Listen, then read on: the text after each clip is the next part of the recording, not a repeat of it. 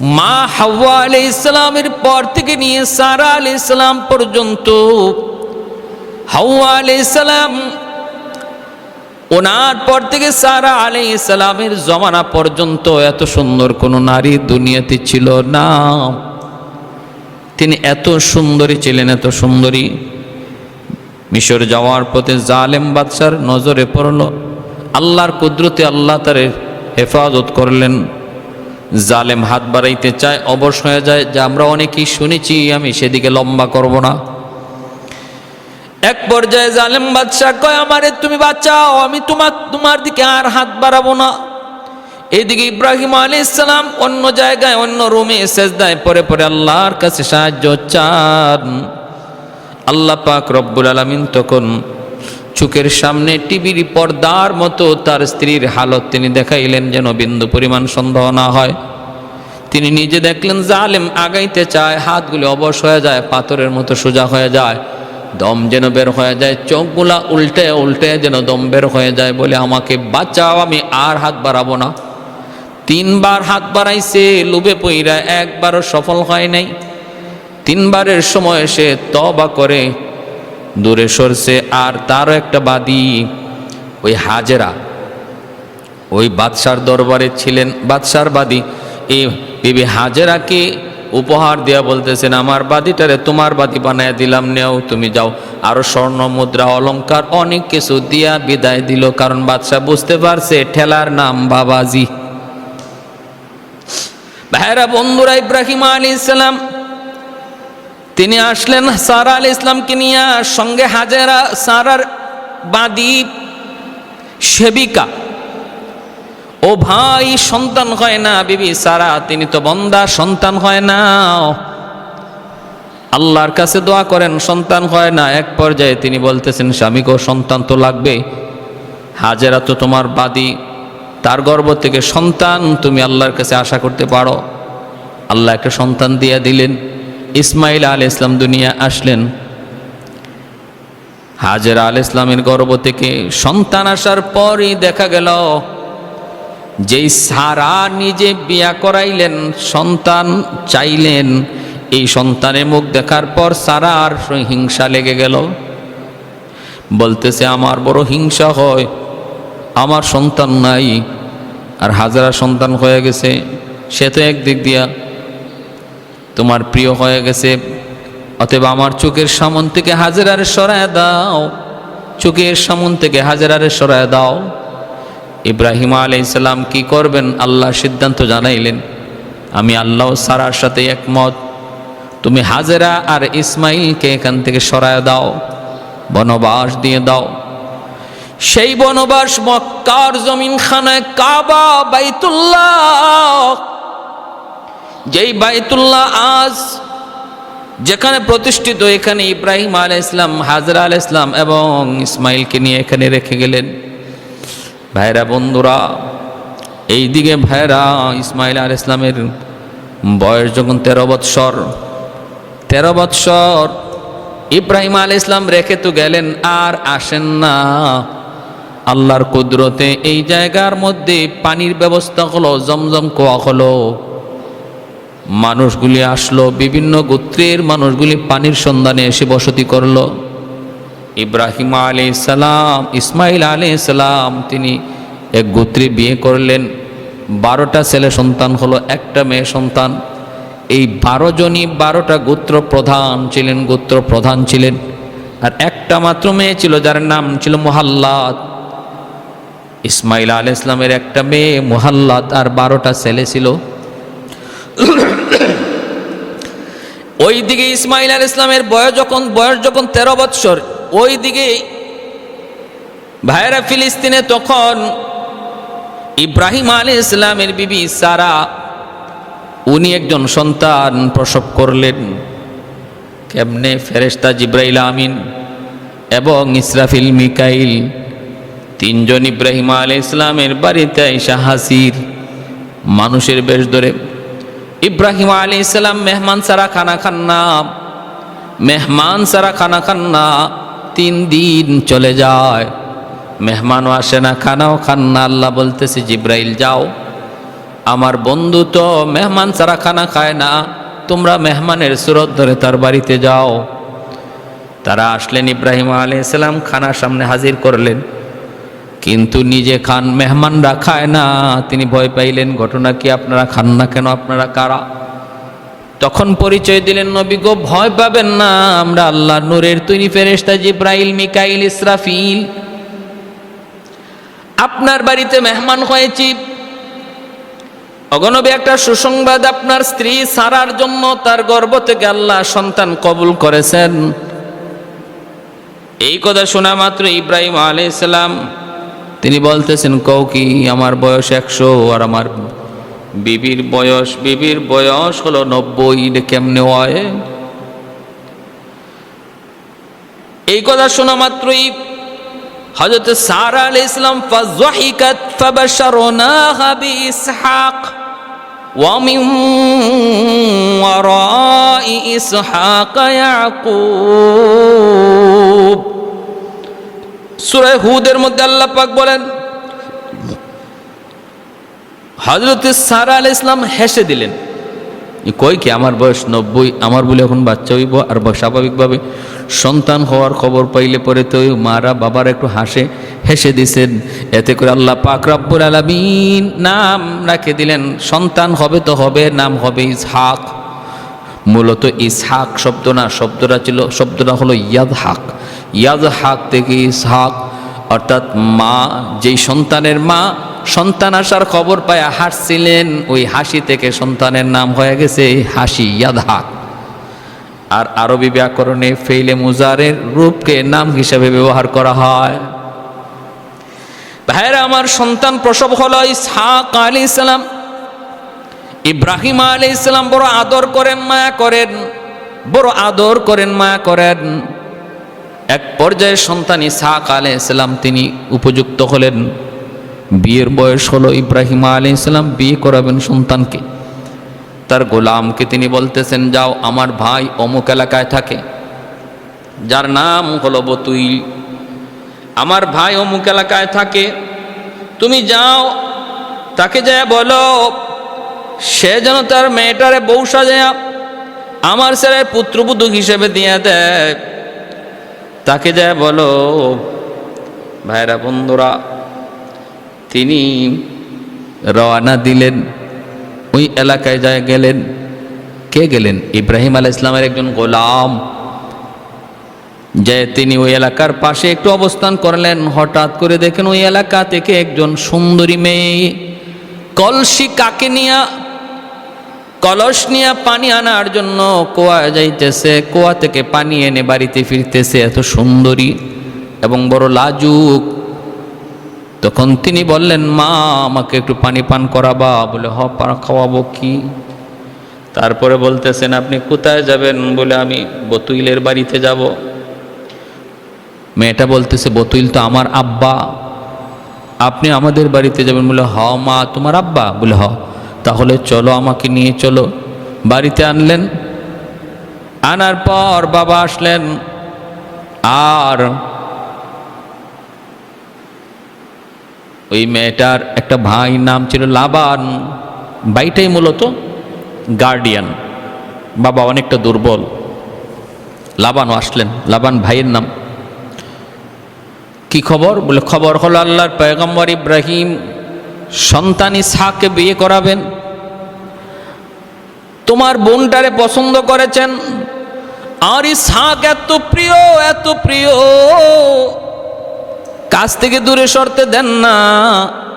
তিনি বলেছেন, তোমার বোনটারে তিনি পুত্রবধূ বানাবেন, কিন্তু ইসহাক বর্ষে যে আসতে পারবে না, বরং তোমরা তোমার বোনটারে বউ সাজিয়া আমার সাথে পাঠায় দিবা, আমি তারে নিয়ে যাব।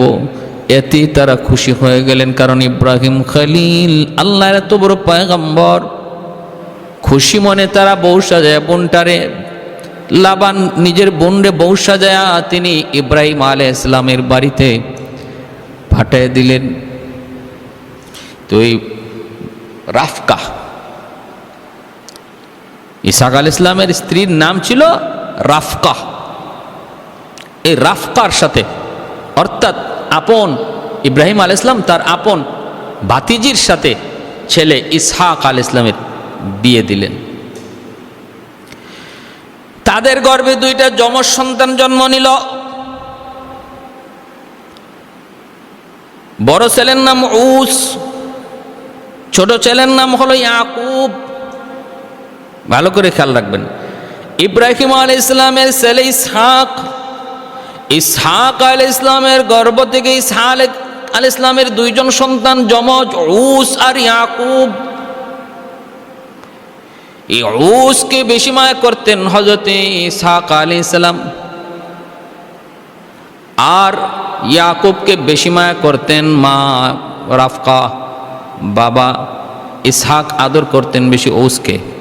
আছে না সন্তানদের ভিতরে কোনো সন্তানকে দেখা যায় মা একটু বেশি আদর করে, কোনো সন্তানকে বাবা একটু বেশি আদর করে। ইসহাক আলাইহিস সালাম বেশি আদর করতেন উসকে, আর মা রাফকা আদর করতেন ইয়াকুব আলাইহিস সালামকে। উস ছিলেন তিনি শিকারের পাগল, শিকার করে এনে তিনি খানা প্রস্তুত করতেন। একদিন ইসহাক আলাইহিস সালাম বলতেছেন, বাবা আমার পেটে ক্ষুধা লাগছে, একটু খানার ব্যবস্থা করো। তিনি ওই দিন শিকারে কিছু পান নাই। যদি আজকে আমার সামনে খানা পেশ করো, আমি তোমার জন্য বরকতের দোয়া করব। আমার পরে নবী হওয়ার জন্য আল্লাহর কাছে দোয়া করে যাব।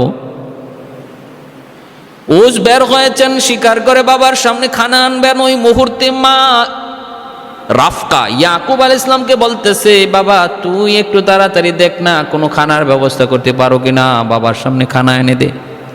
আর ওই সময় হযরত ইসহাক আলাইহিস সালামের চোখের জ্যোতিটা অনেকটা কমে গেছিল, এজন্য তিনি ঝাপসা দেখতেন না, ভালো করে চিনতেন না। ইয়াকুব আলাইহিস সালাম খানা এনে হাজির করে দিছেন। তিনি তো চাইছেন খানা উসের কাছে, বড় ছেলের কাছে, যাতে উনি দোয়া করে যাবেন, বরকতের দোয়া।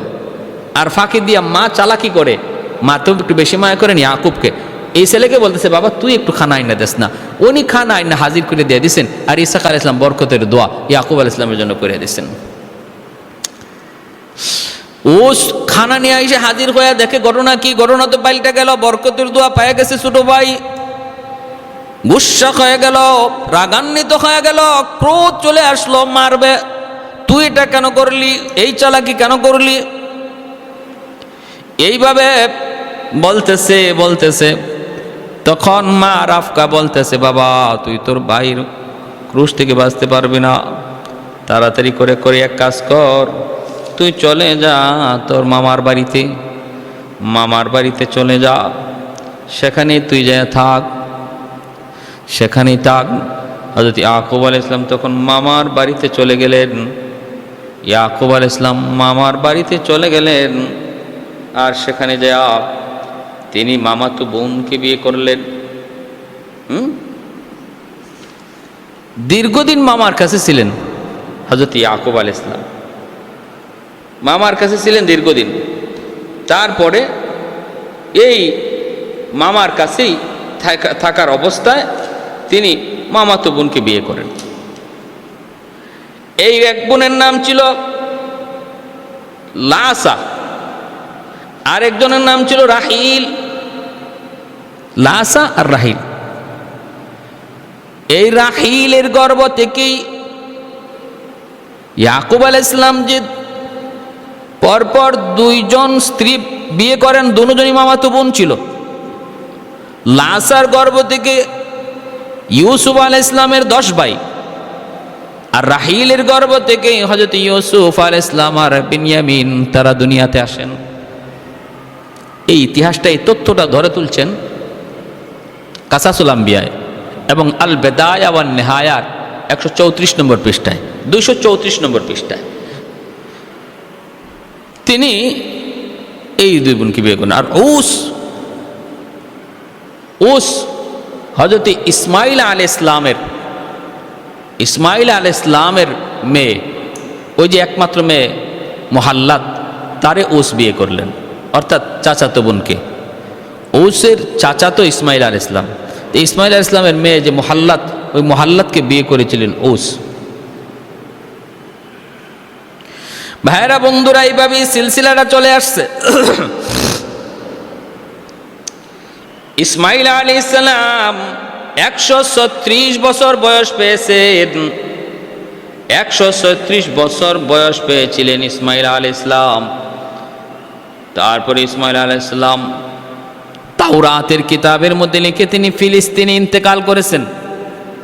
কিন্তু না, আরব ঐতিহাসিকদের মতে ইসমাইল আলাইহিস সালাম এবং তার মা হাজেরা আরবেই তারা মৃত্যুবরণ করেছেন এবং বাইতুল্লাহর পাশেই তাদেরকে সমাধিত করে রাখা হয়েছে।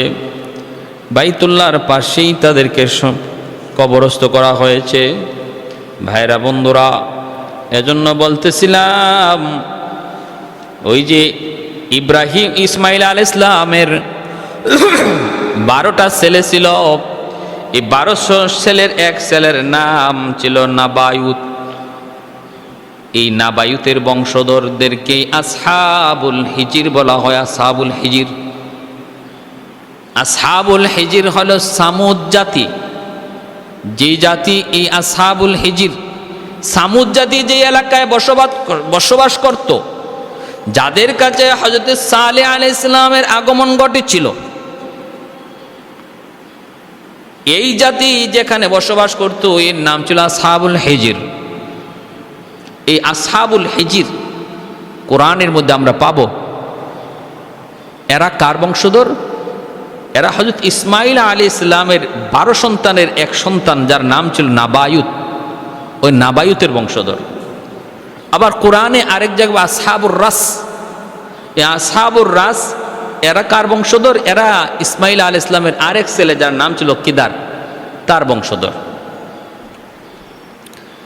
ভাইরা আমার, এই আসহাবুল হিজির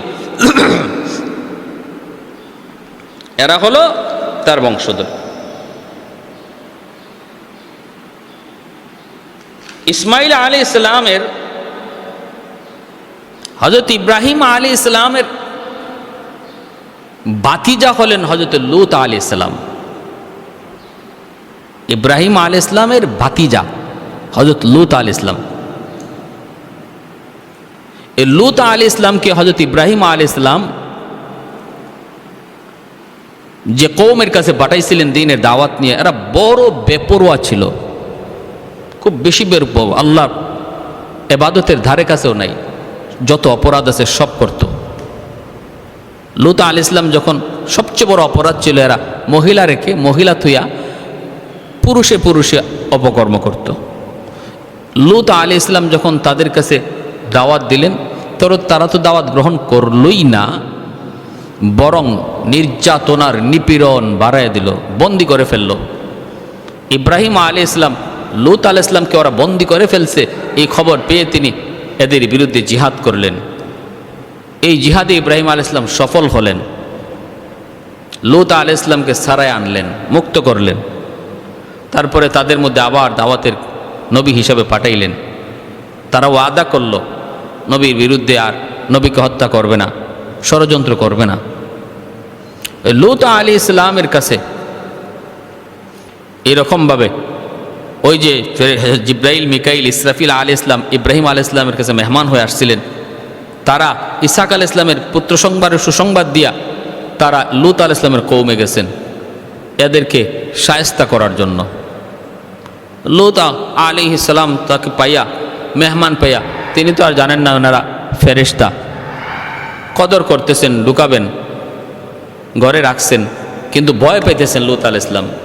কারণ কওমের লোকেরা সুন্দর সুন্দর চেহারার পুরুষ দেখলে পরেই, যুবক দেখলে পরেই, বালক দেখলে পরেই তারা অন্যায় কাজে লিপ্ত হয়ে যায়। এজন্য লূত আলাইহিস সালাম ভয় পাইতেছিলেন তার মেহমানদের ব্যাপারে। মেহমানরা এত সুন্দর, না জানি তার কওমের লোকেরা মেহমানদের ইজ্জত নষ্ট করে কিনা। ঘরের ভিতরে কেউ খবর দেওয়ার মতো না, কিন্তু লূত আলাইহিস সালামের স্ত্রী সে গোপনে গোপনে ওদের সাথে সম্পর্ক রেখে চলত।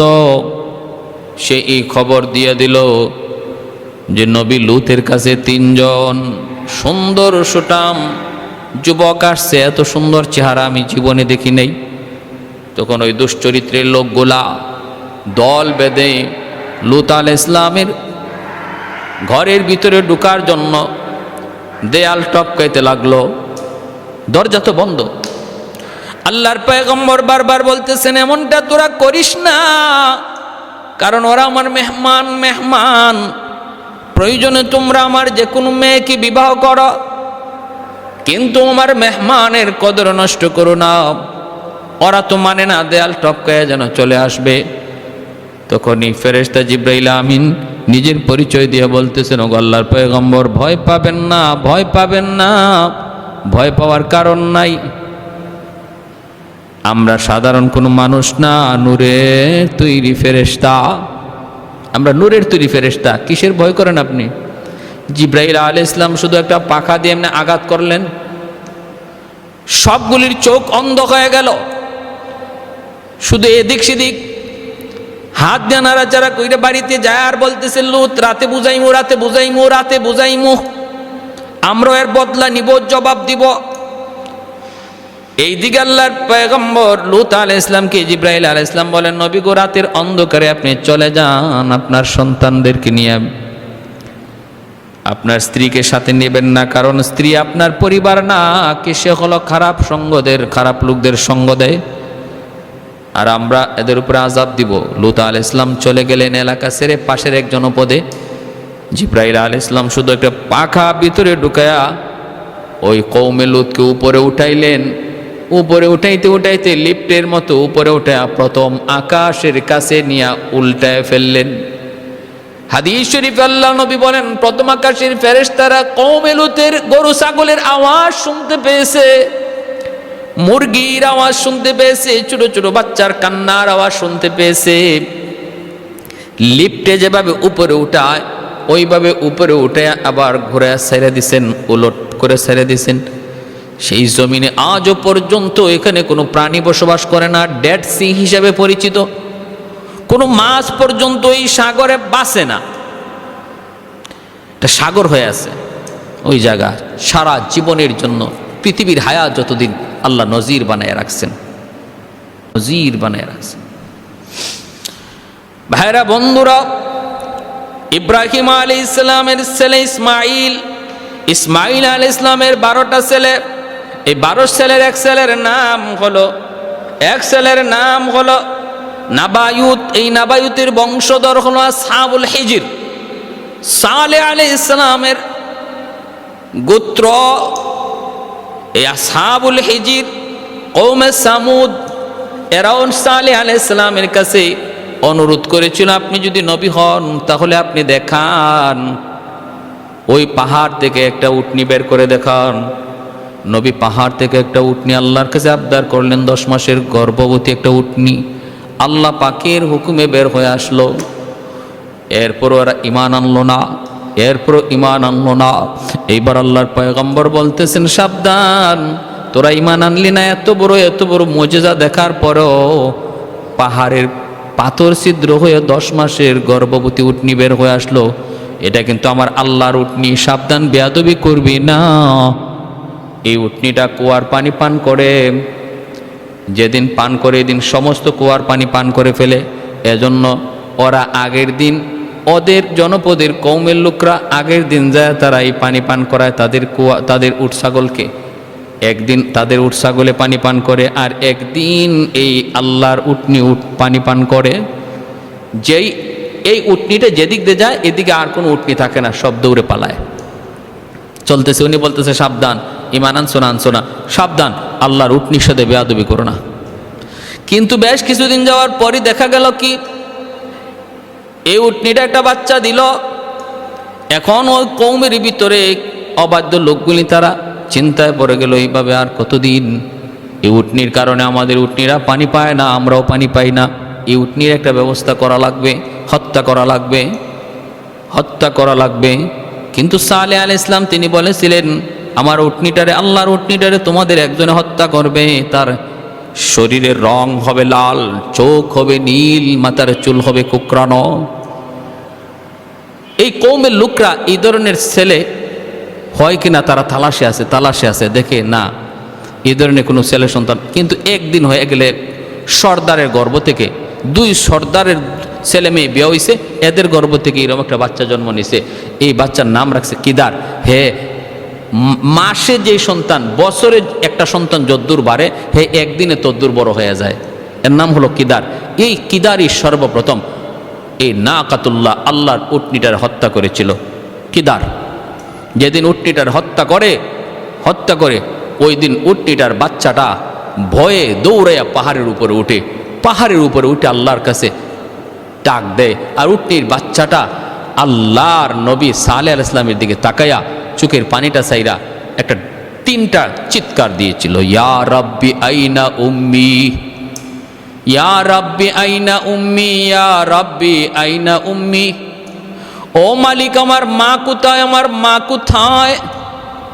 সালেহ আলাইহিস সালাম তখন তার কওমকে বলেছিলেন, এর কওমের লোক শোন, তোদের হায়াত আছে 3 দিন। আগামীকাল বৃহস্পতিবার তোদের চেহারা ফ্যাকাশে হয়ে যাবে, শুক্রবারে তোদের চেহারা লাল হয়ে যাবে, শনিবারে তোদের চেহারা কালো হয়ে যাবে, ওই দিন হবে তোদের শেষ দিন। ঠিকই 3 দিনে 3 রকম চেহারা ওদের ধরলো।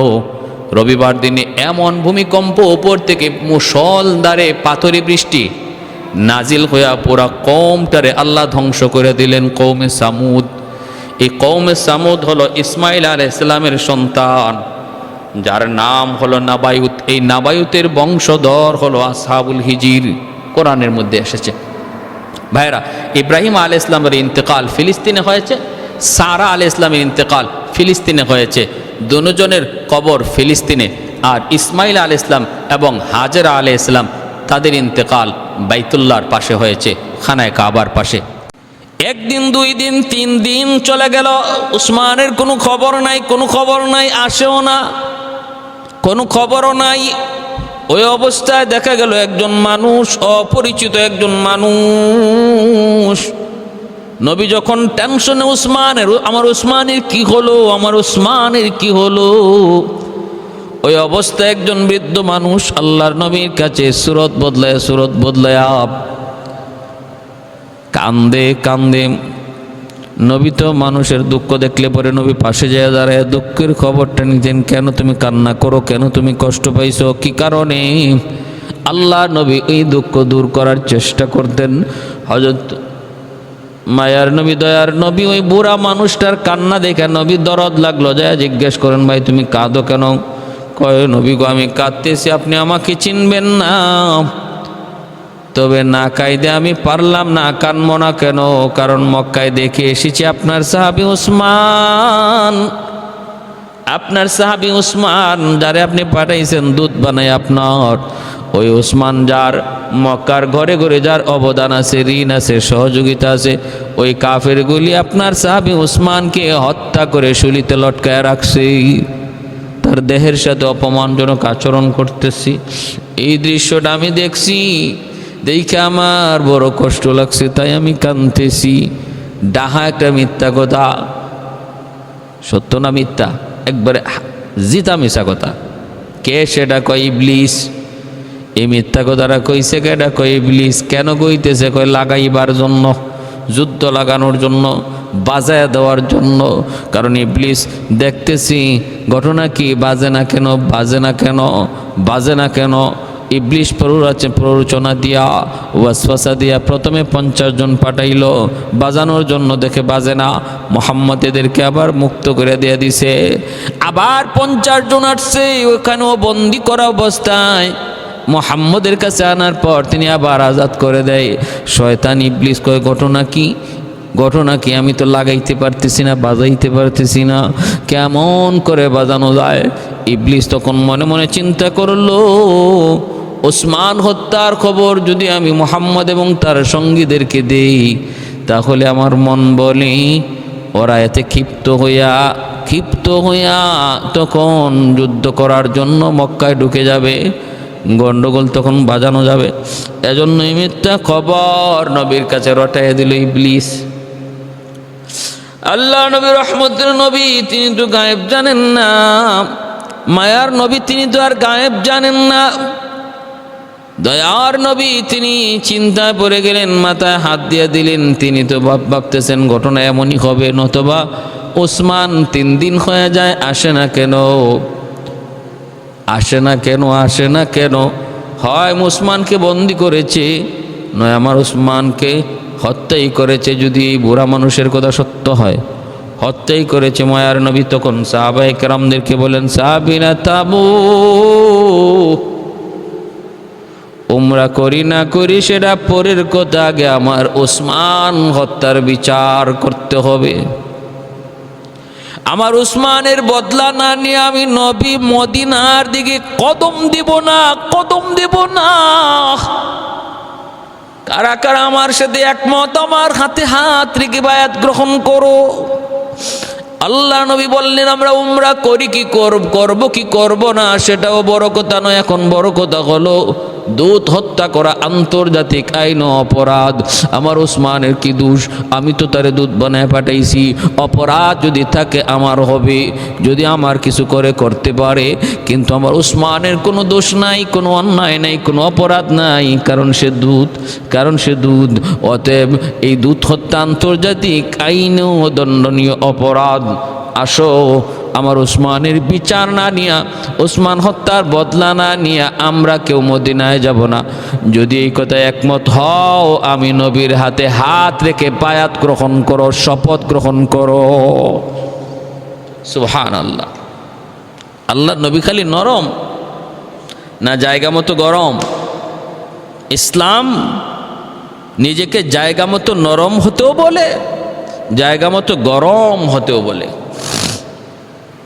মুহাম্মাদুর রাসূলুল্লাহ ওয়াল্লাযীনা মাআহু আশিদ্দাউ আলাল কুফফারি রুহামাউ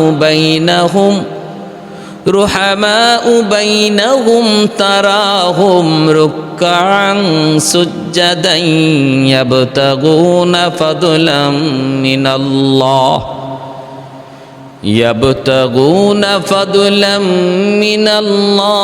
ওয়া রিদওয়ানা সীমাহুম ফি উজুহিহিম মিন আসারিস সুজুদি যালিকা মাসালুহুম ফিত তাওরাত ওয়া মাসালুহুম ফিল ইনজিল। আল্লাহ নিজে বলেন, আমার নবী এবং নবীর হাতে গড়া সাহাবায়ে কেরামের আদর্শ হলো, আখলাক হলো, ওরা নরমের জায়গায় বেশি নরম, গরমের জায়গায় বেশি গরম। আল্লাহ নবী গরম হয়ে গেলেন, সাহাবায়ে কেরামদেরকে বলেন, আমার হাতে হাত রেখে বায়াত নাও। নবী যখন বায়াত নেওয়া শুরু করলেন, এই খবরও চলে গেল মক্কায়। আল্লাহ নবী রহমতের নবী বায়াত নিতেছেন বলে কেন? কয় উসমান হত্যার বদলা নেওয়ার জন্য। আবু সুফিয়ান কয় কি, আমরা তো উসমানকে হত্যা করি নাই, বন্দি করেছিলাম। তাহলে তারা যদি এরকম শপথ নেয় তাহলে গণ্ডগোল তো অনেক বড় হয়ে যাবে। তারা তো মরণ তার জীবন মরণের শপথ করে বসতেছে। না না না না, হবে না। আল্লাহর নবী রহমতের নবী কি আবু সুফিয়ান মনে মনে ভাবতেছে, না, এইভাবে যুদ্ধ করলে আমাদের বিপদ, উসমানকে তাড়াতাড়ি নবীর কাছে লইয়া যাও, উসমানকে তাড়াতাড়ি লইয়া যাও। ভাইয়েরা বন্ধুরা, নবী তখন বায়াত নিতেছিলেন সাহাবায়ে কেরামদের হাত থেকে। ওই অবস্থায় নবীজির চোখ থেকে একটু পানিও পড়ে, কষ্টে উসমানের কথা ইয়াদ করে নবীর চোখ দিয়ে অশ্রু ঝরে। আল্লাহর নবী বলেন, সাহাবীরা দেখো, তোমরা সবাই কিন্তু আমার হাতে হাত রেখে শপথ নিয়েছ। আজ যদি আমার উসমান এখানে থাকতো তাহলে সেও তো আমার হাতে হাত রেখে শপথ নিত। অতএব তোমরা দেখো, আমি নবীর একটা হাত আমার উসমানের হাত, আমার বাম হাতটা আমার উসমানের হাত, আর ডান হাতটা হলো আমি নবীর হাত। এই যে আমার হাতটা আমি আমার হাতের উপরে রাখলাম, আমি নবীর হাত ডান হাত, আর বাম হাত উসমানের হাত। আমি উসমানের হাতের উপরে হাত রাইখা শপথ নিলাম, আমার ওসমানও আমার হাতের উপরে শপথ নিল। এই যে আমি নবী ডান হাতটা নিচে রাখলাম, ওসমানও তার হাতটা আমার হাতের মধ্যে রাখলো, শপথ নিল। আমার এক হাত আমার হাত, আর এক হাত হলো আমার ওসমানের হাত। সুবহানাল্লাহ। এইভাবে মায়ার নবী শপথ নিছেন। কে সেই? কয় উসমান গনি রাদিয়াল্লাহু তাআলা আনহু। এত বড় মাকাম, এত বড় মর্যাদা, এত বড় শান, যার নবী তার নিজের একটা হাতকে উসমানের হাত বলেছেন। আল্লাহ जान से और माल से इमदाद किया जो जान से और माल से इमदाद किया जो हजरत ज़िन्नूरैन है यो शान सहाबा हजरत ज़िन्नूरैन है यो शान सहाबा ऐलान कर काबा में किया जिसने इबादत फारूक लक़ब नाम उमर शान सहाबा फारूक लक़ब नाम उमर शान सहाबा मुआविया तेरा नाम से इस्लाम रखेगा दुनिया की सियासत में तेरा नाम रहेगा दुनिया की सियासत में तेरा नाम रहेगा। আল্লাহু আকবার। মুআজ্জজ হাজিরিন, এবার আবু সুফিয়ান তাড়াতাড়ি করে হযরত ওসমান গনিকে মায়ার নবীর সামনে হাজির করল হুদাইবিয়ায়। হাজির করে বলতেছে, কে বলছে আমরা ওসমানকে হত্যা করছি, নেন আপনার ওসমানকে নিয়ে যান। আল্লাহ নবী অবাক হয়ে গেলেন। নবী তখন বুঝলেন, হ্যাঁ তাহলে আগের খবর ছিল মিথ্যা খবর, বাজায় দেওয়ার জন্য এরকম ইবলিসের কারসাজি। আমাদের সমাজে এমন কিছু মানুষ আসেনি না নাই, যারা সমাজের দ্বন্দ্ব মিটাইতে চায় না, বরং সমাজের দ্বন্দ্ব আরো বাড়াইতে চায়। যারা ভেজাল মীমাংসা চায় না, মুখে কয় মীমাংসা কিন্তু ভিতরে চায় ভেজাল বাড়ুক। আমার নেতাগিরি চলবে, আমার বাহাদুরি চলবে, আমার আমার আমার মূল্য বাড়বে, আমার এও টানবে হেও টানবে, এই চিন্তা করে যেই মানুষগুলা সমাজের ভেজাল কমাইতে চায় না, বরং বাড়াইয়া রাখতে চায়, জীবিত রাখতে চায়, মনে রাখবাই এরা শয়তানের প্রতিনিধি, শয়তানের খলিফা। শয়তান তার দায়িত্বটা ওদের কাজে বুঝাইয়া দিছে। শয়তান তার নিজের দায়িত্বটাই ওদের কাঁধে বুঝাইয়া দিয়া শয়তান এখন অন্য কাজে মশগুল আছে, আর এই কাজটা ওদেরকেই বুঝাইয়া দিছে। আল্লাহ তুমি হেফাজত করো, আল্লাহ হেফাজত করো, সহি বুঝ দান করো, আমিন। ভাইয়ের আমার, আল্লাহ নবী হযরত ওসমান গনিকে পেয়ে গেছেন। এবার নবী বলতেছেন, তোমরা যাইতে দিবা না আমাদেরকে মক্কায় তওয়াফ করতে? বলে না, আমরা আপনার সাথে একটা সন্ধি করতে এসেছি। নবী বলেন, কি সন্ধি? সন্ধিটা হলো আপনি এবছর চলে যাবেন, এই বছর আপনাকে আমরা বাইতুল্লাহ তওয়াফ করতে দেব না, খানায় কাবা তওয়াফ করতে দেব না।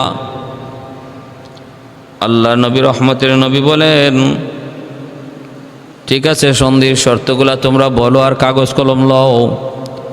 মায়ের নবী কাগজ কলম লইয়া সন্ধিগুলা লিখতে বললেন। নবী প্রথমে বলতেছেন, আগে লিখো সন্ধি কত বছরের জন্য? কয় 10 বছর। 10 বছরের জন্য এই সন্ধি। 10 বছরের ভিতরে আমরা কেউ কারো উপরে হামলা করব না, কেউ কারো উপরে কোনো জুলুম করব না, যুদ্ধ বিগ্রহ করব না। মক্কার সাথে মদিনার সম্পর্ক হবে ভালো, একে অপরের যাতায়াত থাকবে, কেউ কাউকে কোথাও পাইলেও কেউ কারো জন্য দুশমন হব না। 10 বছরের জন্য আমাদের যুদ্ধ বিরতি, 10 বছরের জন্য আমাদের একে অপরের নিরাপত্তা। আল্লাহ নবী বলেন, ঠিক আছে আমি মানলাম। এরপরে শর্ত কি? কয় 1 নম্বর শর্ত হলো এই বছর আপনাকে ফিরত যাইতে হবে মদিনায়। এই বছর মদিনায় ফিরত যাইতে হবে, আপনি তওয়াফ করতে পারবেন না। আগামী বছর আসবেন তওয়াফ করার জন্য, 3 দিনের বেশি থাকতে পারবেন না। বাকি কোনো অস্ত্র শস্ত্র কিছুই আনা যাবে না। ভাই, আরো শর্ত কি? কয় আর শর্ত হলো মক্কা থেকে কেউ যদি মদিনায় যায়, আপনি তারে রাখতে পারবেন না, ফিরায় দিবেন। আমাদের কেউ যদি আপনার কাছে আশ্রয় নেয়, আপনি তাকে জায়গা দিবেন না, ফিরাই দিবেন। কিন্তু আপনার কেউ যদি আমাদের কাছে আশ্রয় নেয়, আমরা তাকে ফিরাই দেব না, আমরা তারে নিজের কাছে রেখে দেব। আল্লাহ নবী এটাও মানলেন। যখন এই প্রস্তাবগুলো নবী মানতেছেন, সাহাবায়ে কেরাম অবাক হয়ে গেলেন। হযরত ওমর ফারুক রাদিয়াল্লাহু তাআলা আনহু আল্লাহ নবীকে জিজ্ঞেস করে বসলেন, নবী গো এগুলা কি করতেছেন, কি মানতেছেন? সবগুলি প্রস্তাব ওদের পক্ষে। কেন আমরা এত দুর্বল? কেন আমরা এদের কথাগুলি শর্তগুলি মেনে নিব? ওগো নবীজি, আপনি কি সত্য নবী নন? আপনি কি আল্লাহর পক্ষ থেকে সত্য নবী নন? তাহলে এই কথাগুলো মানেন কেন? আল্লাহর নবী তখন বলেন, ওমর চুপ হও, ওমর শান্ত হও, মনে রাখো আমি নবী নিজের থেকে কিছুই বলি না। মা ইয়ানতিকু আনিল হাওয়া ইন হুয়া ইল্লা ওয়াহয়ুন ইউহা। নিজের থেকে আমি কিছুই বলি না, আমার আল্লাহ যা বলেন আমি তাই বলি। অতএব ওমর এমন কথা বইল না, আমি নিজের থেকে কিছু বলি নাই। ভাইরা বন্ধুরা, ওসমান গনি রাদিয়াল্লাহু তাআলা তো আসলেন, হযরত ওমর এমন কথাও বললেন। হযরত ওমর চুপ হয়ে গেলেন। সন্ধি লেখা হলো। ভাইরা বন্ধুরা, এইবার মাত্র মায়ার নবী স্বাক্ষর দিবেন। ওই অবস্থায় দেখা গেল মক্কা থেকে একজন মজলুম নির্যাতিত একজন সাহাবী হযরত আবু জুন্দুল রাদিয়াল্লাহু তাআলা আনহু, তিনি আইসা হাজির। পায়ের মধ্যে লোহার বেড়ি, হাতের মধ্যে হাত করা, সারা শরীর থেকে আঘাতের চিহ্ন, রক্ত জোরে, সারা শরীর আঘাতে ক্ষত বিক্ষত। তিনি আসলেন, অথচ ওই অবস্থায় আল্লাহর নবীর সাথে কাফেরদের পক্ষে যারা চুক্তি করেছেন, এই কাফেরদের পক্ষে যে লিডার ছিল তার নাম ছিল সুহাইল। এই সুহাইলের সন্তানই হলেন হযরত আবু জুন্দুল রাদিয়াল্লাহু তাআলা আনহু। হযরত আবু জুন্দুব রাদিয়াল্লাহু তাআলা আনহু তিনি সুহাইলেরই সন্তান। সুহাইল আল্লাহর নবীর বিরুদ্ধে কাফেরদের পক্ষে লিডারি করে, আর তার সন্তান হযরত আবু জুন্দুব রাদিয়াল্লাহু তাআলা আনহু তিনি মুসলমান হইয়া বাবার কারাগারে নির্যাতিত, নিপীড়িত। আল্লাহ নবী হুদাইবিয়ার আসছেন, এই খবরটা পাইয়া কোনোভাবে নিজেরে তিনি দুশ্মনের চোখ ফাঁকি দিয়া এই হাত করা পায়ে বেরি অবস্থায় হুদাইবিয়া হাজির হয়ে গেছেন, একটু বাঁচার জন্য, নিজের জান বাঁচানোর জন্য। আইসা আল্লাহ নবীকে বলেন, নবী গো, ওগো মায়ার নবী, একটু তাকায় দেখেন আমার অবস্থা শেষ, ওরা আমাকে মেরে ফেলবে, আমাকে আপনি নিয়ে যান, মদিনায় নিয়ে যান। আইসাই যখন তিনি আল্লাহর নবীর কাছে আশ্রয় চাইলেন, সাহায্য চাইলেন, তখনই তার বাপ সুহাইল ঠাস করে একটা গালে চটকনা মারছে, চোর মারছে, আর বলতেছে, হারামি চল তুই মক্কায় চল। আল্লাহ নবী তখন বলতেছেন, সুহাইল থামো, তুমি আমার আবু জুন্দুবের গায়ে হাত উঠাও না, তুমি তো বাবা না। বাবা যদি হইতা সন্তানের প্রতি এতটা নির্দয় তুমি থাকতে পারতা না। একজন বাবা কেমন করে বা সন্তানের এতটা নির্যাতন নিজের চোখে সয়? মানুষ পারে না, হায়ওয়ানও পারে না। এই জিনিসটা পারে যে হায়ওয়ানের চেয়েও বেশি নিকৃষ্ট, বালহুম আদল। একটা হায়ওয়ানও তার সন্তানের জন্য নিজের জীবন দিতে চায়, কিন্তু মানুষ হয়ে তুমি তোমার সন্তানটার উপরে এত নির্যাতন করো। আল্লাহ নবী তখন বলতেছেন, সুহাইল, আমি আমার আবু জুন্দুবকে তোমার কাছে ভিক্ষা চাই। সে বলতেছেন, না, আবু জুন্দুবকে দেয়া যাবে না, কারণ এই যে শর্ত আছে। বলে কি? আমাদের কোনো লোক যদি আপনার কাছে যায় আপনি ফেরত দিয়ে দিবেন। আল্লাহ নবী বললেন, সন্ধি তো হয়েছে, ঠিক আছে, আমি মানলাম, কিন্তু এখনো আমি নবী স্বাক্ষর করি নাই। চুক্তি হয়েছে, সন্ধি হয়েছে, কিন্তু এখনো সম্পাদন হয় নাই, চূড়ান্ত হয় নাই। অতএব আবু জুন্দুবকে আমি তোমার কাছে ভিক্ষা চাই। কিন্তু এরপরও সুহাইল রাজি হয় না, কয় না, ওরা যদি ফেরত না দেন তাহলে আমরা সন্ধি করবো না, সন্ধি বাতিল করে দিব। আল্লাহর নবী, রহমতের নবী, তিনি তখন সন্ধির স্বার্থে বলতেছেন, বাবা আবু জুন্দুব, বাবা কষ্ট নিও না। দেখতেছি নবী সাহাবায়ে কেরামদের চোখ থেকে দর দর করে পানি পড়তেছে। হযরত আবু জুন্দুব রাদিয়াল্লাহু তাআলা আনহু নির্যাতনের দৃশ্য দেখে কোনো সাহাবী এমন নাই যে চোখ থেকে পানি ঝরে না, হুদায়বিয়ায় কান্নার রুল পড়ে গেছে। হযরত ওমর ফারুক রাদিয়াল্লাহু তাআলা আনহু সহ সাহাবায়ে কেরাম শুধু নবীকে বলতেছেন, নবী গো, আবু জুনদুবকে আর ফেরত দিয়েন না। আল্লাহর নবীও বলতেছিলেন, দেও না, আমার জুনদুবরে দিয়ে দাও, আমি তোমার কাছে ভিক্ষা চাই, কিন্তু দেয় না কাফেররা। আল্লাহর নবীও চোখের পানি মুছতেছেন, আর নবী আবু জুনদুবের মাথায় হাত বুলে বলতেছেন, বাবা পারলাম না। ওই হায়নাগুলি ওরা মানুষ না, এরা হায়নার চেয়ে আরো খারাপ। যাও তুমি যাও, কি আমি নবী বললাম অল্প দিনের ভিতরে আল্লাহর পক্ষ থেকে তোমার জন্য সাহায্য আসবে, আমি তোমার জন্য আল্লাহর কাছে দোয়া করব, হাত উঠে দোয়া করব, তুমি যাও যাও তুমি যাও। এই বইলা মায়ার নবী সান্ত্বনা দিয়ে পাঠিয়ে দিলেন, সান্ত্বনা দিয়ে নবী পাঠিয়ে দিলেন। ভাইরা বন্ধুরা, আবু জুনদুব যান, দুশ্মনরা তার রশি ধরে টানে, হাতের বেরি লাগায় টানে, কাঁটাদার বৃক্ষ দিয়ে মাথায় চাবুক মারে। নবী দেখতেছেন, সাহাবীরা দেখতেছে, দর দর করে সবার চোখ দিয়ে পানি পড়তেছে। কেউ কান্না করে করে দাঁড়ানো থেকে বসে গেছেন, কিচ্ছু করতে পারতেছেন না, কিচ্ছু করতে পারতেছেন না। ক্ষমতা ছিল করার, ক্ষমতা ছিল আবু জুনদুবকে নিয়ে আসার, কিন্তু আমার নবী অনুমতি দেন না, শুধু সন্ধির স্বার্থে। এই সন্ধিটা ইতিহাসে ঐতিহাসিক হুদায়বিয়ার সন্ধি। আর উসমান খত্তার বদলা নেওয়ার জন্য যে বায়াত নিয়েছিলেন, সেই বায়াতের নাম ঐতিহাসিকভাবে বায়াতের রিদওয়ান, হুদায়বিয়ার সন্ধি। ভাইর আমার, এ হুদায়বিয়ার সন্ধি সম্পাদন হয়ে গেল। সম্পাদন হওয়ার পর আল্লাহর নবী তরফ থেকে লেখা হইতেছে, মুহাম্মাদুর রাসূলুল্লাহর পক্ষ থেকে কাফেরদের, মক্কার কাফেরদের কাছে সন্ধি চুক্তি। তখনই সুহাইল সহ লিডাররা কয়, চিঠির মধ্যে যদি মুহাম্মদের সাথে রাসূলুল্লাহ শব্দ লাগানো হয়, যুক্ত করা হয়, তাহলে এই সন্ধি করে আর কি লাভ? সন্ধি তো করছি মাঝখানে সমঝোতার জন্য, আমরা যদি মুহাম্মাদুর রাসূলুল্লাহ স্বীকার করে নিলাম, মুহাম্মদ তিনি আল্লাহর রসুল, তাহলে আর সন্ধি লাগবে কেন?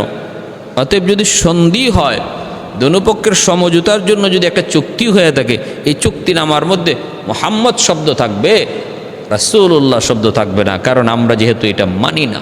নাউযুবিল্লাহি মিন যালিক। আল্লাহর নবী রহমতের নবী বলেন, আলী, রাসূলুল্লাহ শব্দটা কেটে দাও। আল্লাহ নবী যখন বলছেন, আলী তুমি রাসূলুল্লাহ শব্দটা কেটে দাও, আলী রাদিয়াল্লাহু তাআলা আনহু তখন চিৎকার দিয়া বলেন, নবী গো, আমি আলীর জীবন যাবে, আমি আলীর জীবন যাবে। একবার না 10 বার জীবিত হব, আবার শহীদ হব, জীবিত হব, আবার মরব, তবু আমি আমার যেই হাতে মুহাম্মাদুর রাসূলুল্লাহ লিখেছি, আমি আলী কখনো রাসূলুল্লাহ শব্দ কাটতে পারবো না গো নবী, মাপ চাই, মাপ চাই। আমি আলীর পক্ষে সম্ভব নয়, সম্ভব নয়। আল্লাহর নবী রহমতের নবী বলেন, আলী কাটো। আলী বলে, অসম্ভব নবী গো, আমি পারবো না, বেয়াদবি মাফ করেন। আপনার সব আদেশ আমি মানতে পারি, সব মানবো, কিন্তু আমি এটা পারবো না। এটা লিখতে গেলে আমার জান বের হয়ে যাবে, এটা কাটতে গেলে আমার জান বের হয়ে যাবে।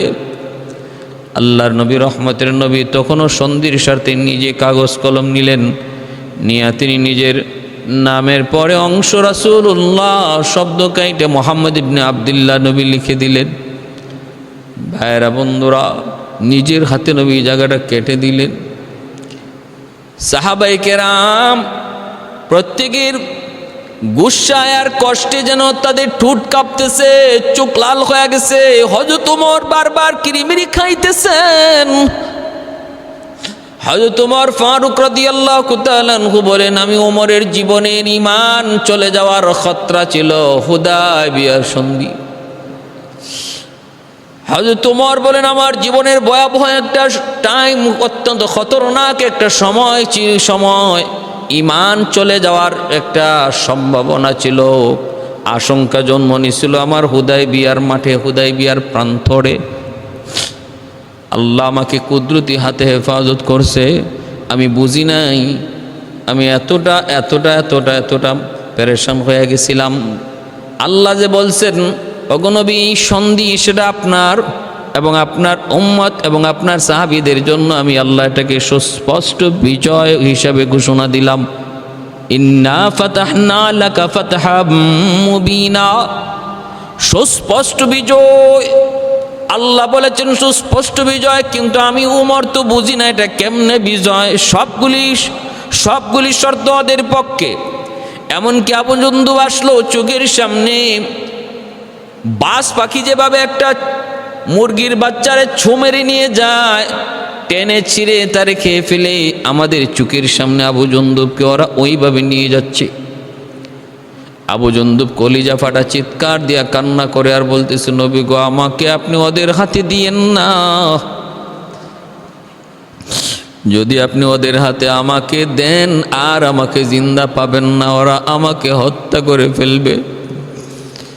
ওগো নবী, আমার বাবা এটা বাবা নয়, আমার বাপ উনি বাপ নয়, ইনি হিংস্র, অত্যধিক হিংস্র। আল্লাহ নবী চোখের পানি মুছেন আর আল্লাহর কাছে দোয়া করেন, মালিক জুন্দুবের জন্য সাহায্য পাঠাও। यही है तमन्ना, यही आरज़ू है, यही तो सुना है को जी चाहता है। यही है तमन्ना, यही आरज़ू है, यही तो सुना है को जी चाहता है। मदीना में जाओ, पलट कर न आओ, वही घर बनाने को जी चाहता है। सलातो सलामी रसूले मुआज़्ज़म, सलामुन अलैका या नबीयुल मुकर्रम। सलातु सलामी रसूले मुआज़्ज़म, सलामुन अलैका या नबीयुल मुकर्रम। यही है तमन्ना, यही आरज़ू है, यही तो सुना है को जी चाहता है। भाईरा আমার, আল্লাহ নবী, রহমতের নবী, দয়ার নবী, সন্ধি সম্পন্ন হওয়ার পর মায়ার নবী সাহাবায়ে কেরামদেরকে নিয়ে ফিরত চলে আসতেছেন। আল্লাহ নবী বলতেছেন, সাহাবীরা মাথা মুন্ডায় ফেলো। কিন্তু কোনো সাহাবী মাথা মুন্ডাইতে পারেন না, তাদের কোরবানির জন্তু জবাই করেন না।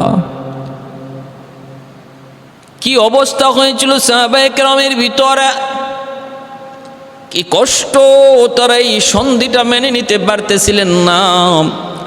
মায়ার নবী, যেই নবীর কথা তারা আদেশ করতে দেরি, নবীর কথা মানতে দেরি হয় না। ওই দিন নবী বলেন, তোমরা মাথা মুন্ডাও, তোমরা ইহরাম খোলো, কিন্তু সাহাবীরা যেন কথা শুনেনি না। হযরত উম্মে সালামা রাদিয়াল্লাহু তাআলা আনহা, আম্মাজান উম্মে সালামা রাদিয়াল্লাহু তাআলা আনহা, তিনি তখন বলতেছেন, নবী গো, আপনি আগে মাথা মুন্ডান, আপনি আগে এহরাম খুলেন, তাহলে হয়তো সাহাবীর আপনার দেখা দেখি এহরাম খুলবে। তাই হয়েছে, আল্লাহ নবী এহরাম খুলছেন, সাহাবায়ে কেরাম এহরাম খুলছেন। যাইতেছেন এর ভিতরে সূরা ফাতিহার আয়াত নাজিল হয়েছে। আল্লাহ বলেছেন সুস্পষ্ট বিজয়। আজকে হুদায়বিয়ার সন্ধি নবী গো আপনার সাহাবীদের জন্য সুস্পষ্ট বিজয়। ইন্না ফাতাহনা লাকা ফাতহাম মুবিনা। মায়ার নবী, দয়ার নবী, তিনি হুদায়বিয়ার সন্ধি হওয়ার পর মদিনায় চলে আসলেন।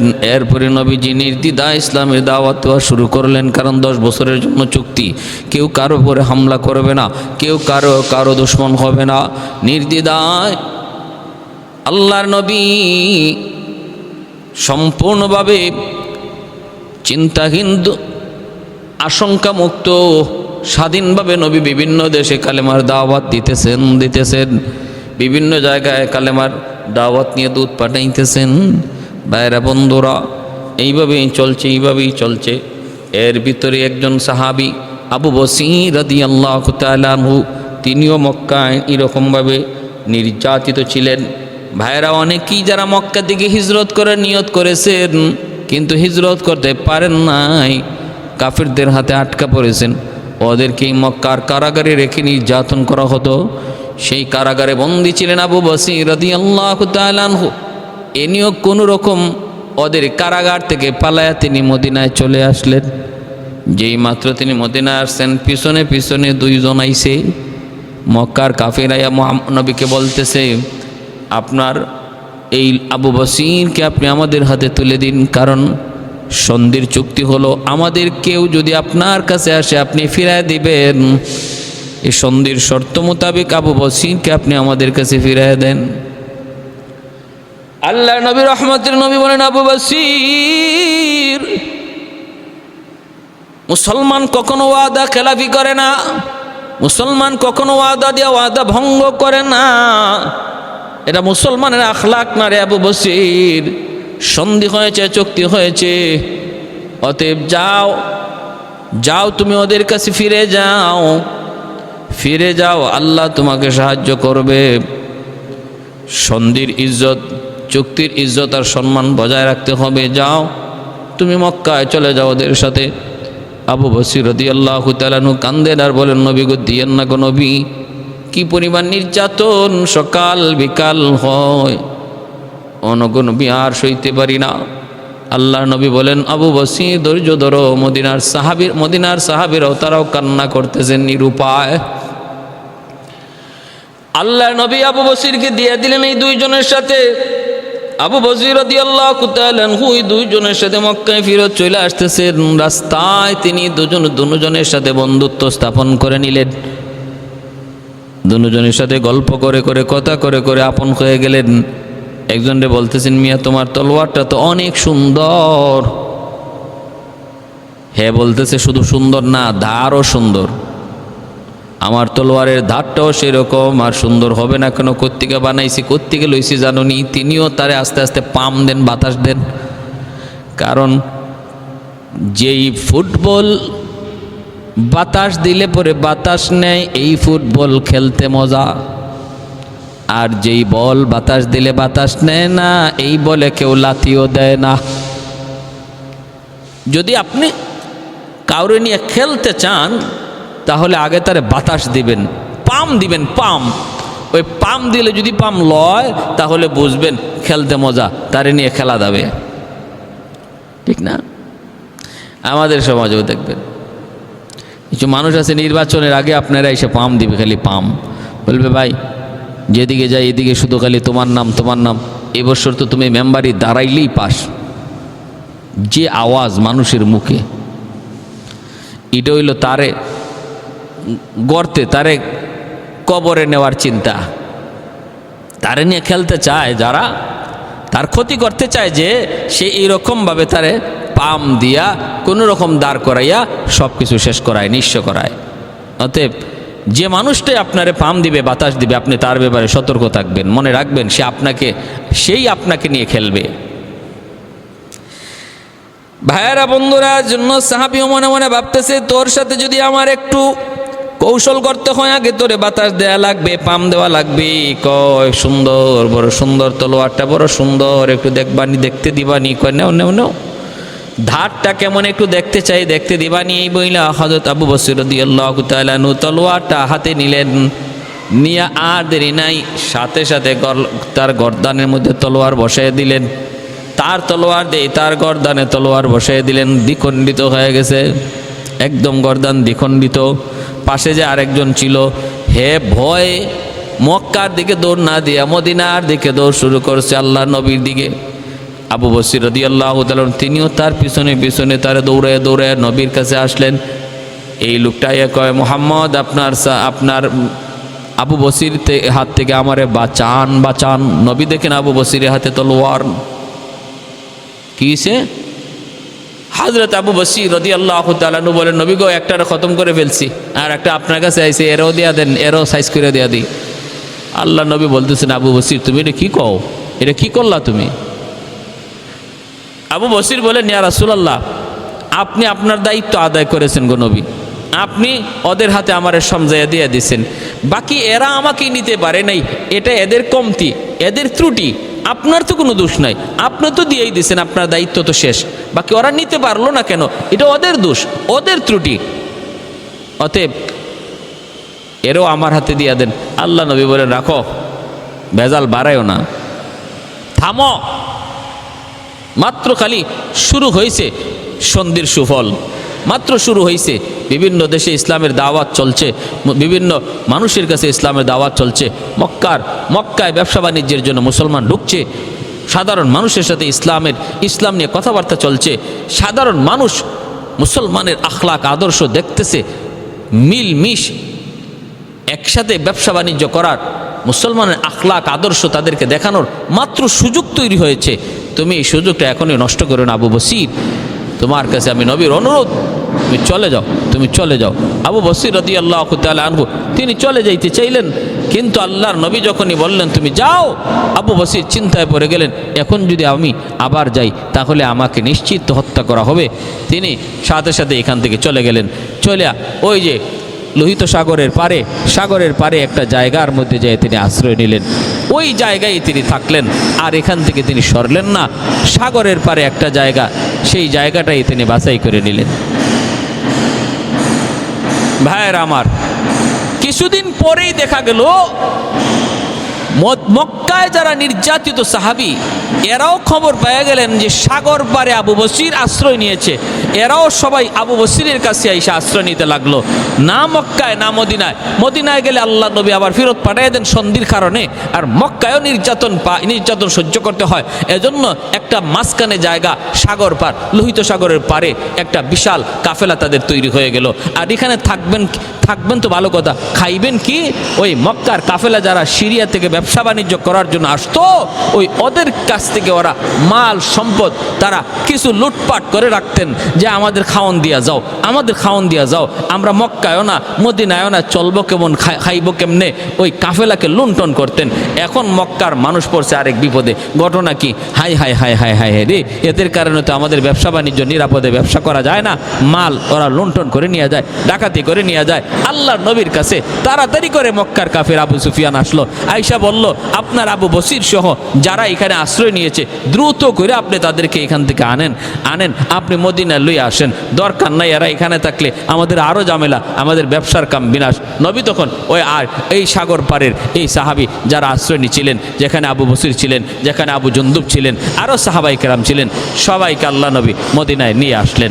আমার ভাইয়েরা বন্ধুরা, কিন্তু এরপরে দেখা গেল সন্ধির মেয়াদ 10 বছর পুরা হতে পারে নাই, মাত্র 2 বছরের মাথায় মক্কার কাফেররা সন্ধি লঙ্ঘন করেছে।